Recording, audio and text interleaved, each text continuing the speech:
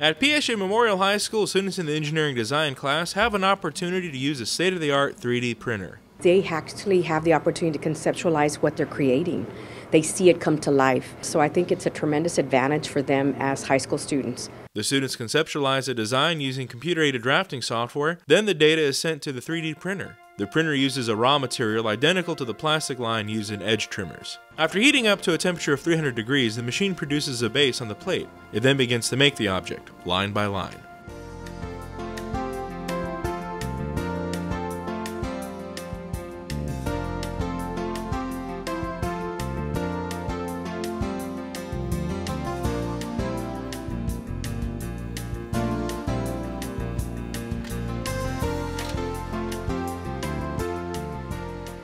Here we see a keychain featuring LeBron James's logo. Depending on the size and complexity of the object, it may take a few minutes or even several hours.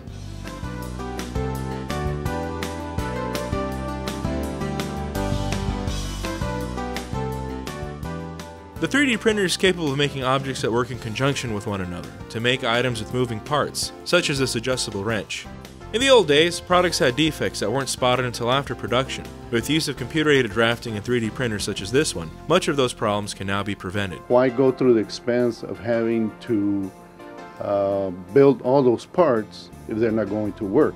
So by using this type of a material, you can test them to see if they will work, and once they are tested, then they can go on to production.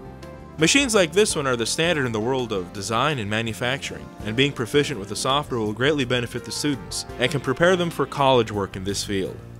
Students from PSA High School are bused to Memorial to take this course. You can see the maroon shirts and the green shirts, kids working from both schools, High and Memorial, working hand in hand in producing products. And I think that's very powerful, and it says a lot about our district. It's uncommon for a high school to have a 3D printer of this scale and complexity. The equipment is very expensive.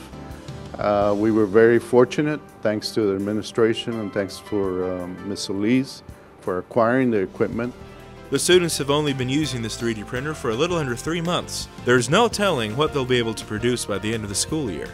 These students are having fun designing products that they're able to produce in 3 dimensions, and learning how to use this software may one day lead them to a successful career.